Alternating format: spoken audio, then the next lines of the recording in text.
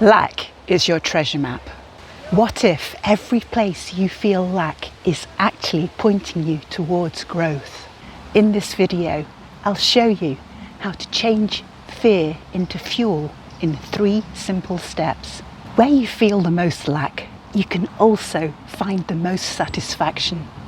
We're going to see where lack comes from and how to undo its damage. The reparation is the creation of satisfaction around your wealth, whether of love, security or money. The journey is most rapidly completed when we cultivate 3 strengths: awareness, understanding and discipline. Lack is rooted in fear, whether that be lack of love stemming from lack of positive attention, lack of money stemming from resources being withheld or unavailable, or lack of security stemming from lack of feeling protected. In my world, lack of security came when I was placed in hospital for a time as a baby. I would be quiet and placid while ever my mum was in sight, but cry unrelentingly when I couldn't see her, scared of being left again. This deep root persisted in producing negative effects for me until I could name it, understand my need, and take concrete steps to build the self-trust, which means whatever happens, now I always have myself. Lack signposts deep satisfaction.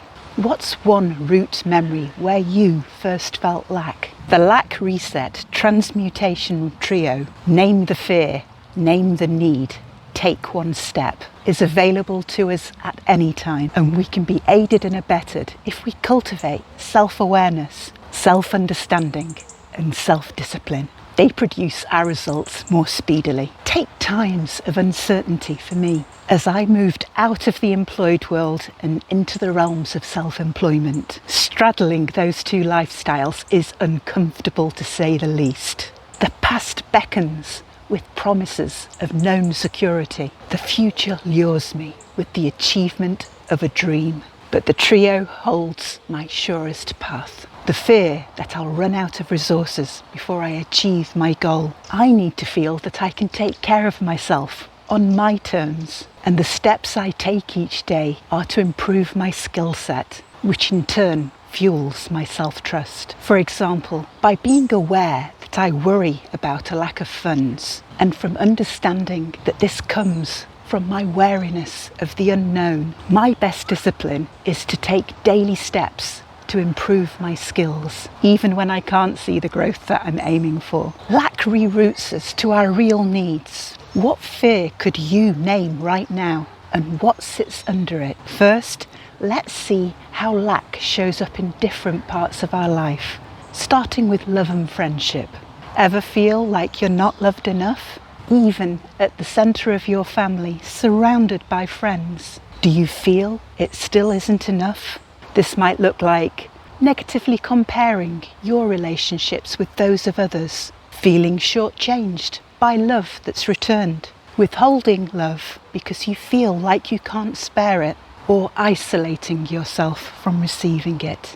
The crux is that there's an imbalance in love. The underlying fear here is that I'm not enough, or I won't be loved. As with any lack, until we heal ourselves, we'll feel the want, even if we're surrounded by what we seek. In my case, as a child, I didn't receive the amount of affirmation I needed. As a middle child, I didn't have the kudos of the first or the indulgence of the last. I found myself needing to try harder to get the affirmation I needed. Life has taught me that the antidote is self-love. When I love myself, I don't need affirmation from the outside in the same way. Self-love is strengthened by caring for ourselves in the way that we wish to be cared for. I notice when I'm tired and give myself a break. When my energy is low, I go for a walk. When my spirits are low, I listen to something uplifting. Music, a story, a prayer. When I feel down, I bolster myself with humour and feed my dreams. Lack shows us where to love ourselves more. What's one caring thing you could give yourself today? Now we've followed the signpost for emotional lack, let's travel on to material lack. Ever felt like no matter how much is in the bank, you need more? If it's not money, it might be job titles or influence. There's always the next promotion or the ability to win more votes. Be the decider of the argument. There's always the next level. What you have never really satisfies you. This lack shows up as penny pinching, irrelevant of the bank balance, resenting the promotion of others, ganging up on people or shouting them down, because if they get their due, there won't be enough for you. When we explore the sense of lack around money, power or importance, it boils down to the belief that everything is finite and we'll be left without. The underlying fear here is that there isn't enough. We hear tales of millionaires who penny pinch, corporate climbers who clamber ahead on the backs of others, and candidates who compromise themselves for their next vote. In my world, this has shown up as I've invested heavily in myself without having substance to back me up.